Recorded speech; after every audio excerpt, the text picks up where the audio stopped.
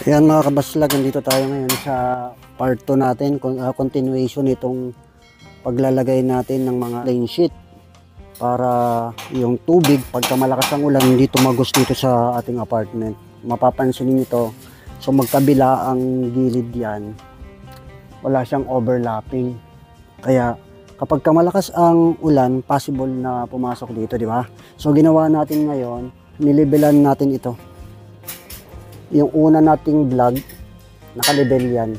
Then after na malibelan, saka namin tinapalan ng mga plain sheet.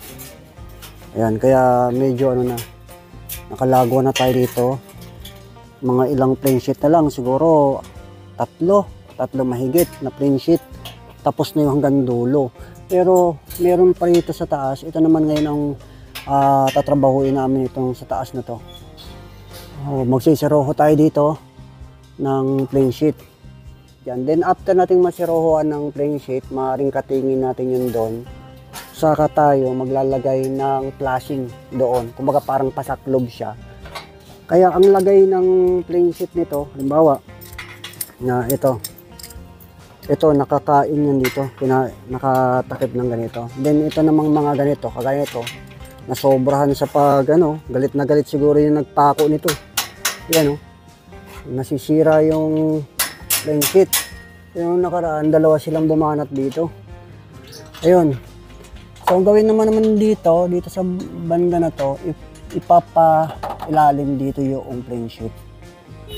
Para ang bagsak ng tubig, papaganon lahat. Kumbaga, nasa labas siya. Nandun, hindi siya papasok sa mismong wall. Kasi yun nga, kapag ang tubig tumatama sa wall tapos may crack or yung waterproofing hindi masyadong maayos, talagang papasok talaga yung tubig sa bahay. Ayun. Bakit hindi natin ginagamitan ng waterproofing? Kasi syempre yung waterproofing meron lang din siyang limitasyon after mga ilang years. Pagka nagkaroon na ng bitak din talaga, pwede pa rin pasukin talaga ng tubig. Unlike kung ganito, plain sheet ang gagamitin ninyo.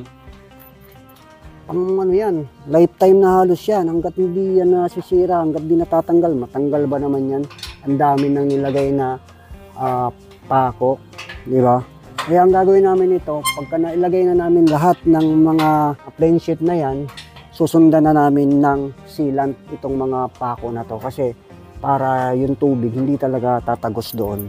Kasi yung pinagpakuan niya na mayroon siyang takip, mayroon siyang sealant. Yan.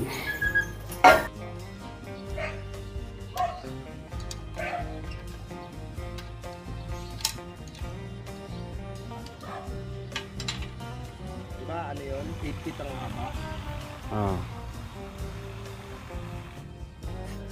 Yan mga kabaslag. So ang pagkakayari kasi itong apartment na to, itong to, hindi naiangat dito. Hindi naiangat dito yung pinaka-yer niya.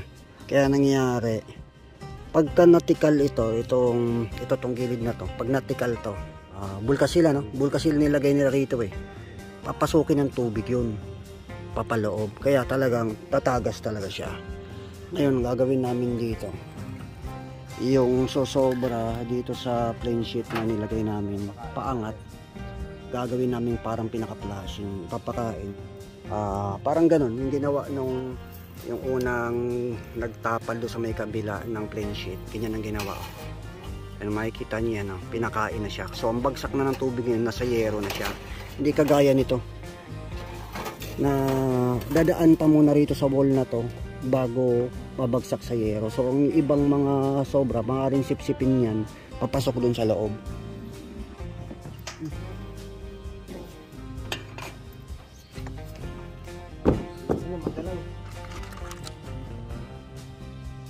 Yan, para safe at hindi gumalaw-galaw yung yero. Sinundan natin ito depende dun sa kung yung level niya. Madaling pakuan yan, madaling tupiin basta nakapako to. Yan, okay na.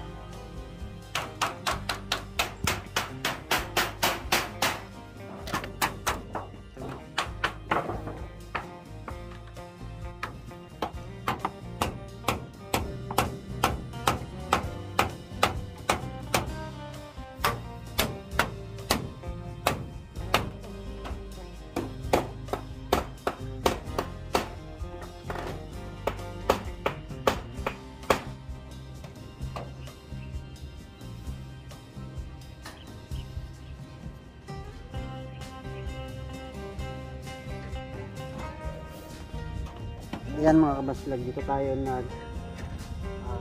gumawa sa may ibabaw ng bubong ng apartment.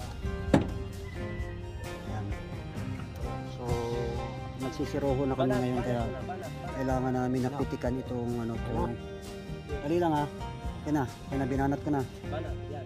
Okay na. Yun. Yan, pinitikan natin yung ano.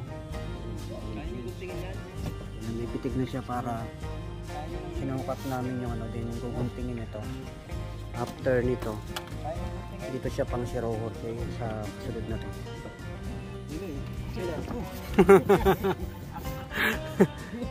Ikaw ba mo wala na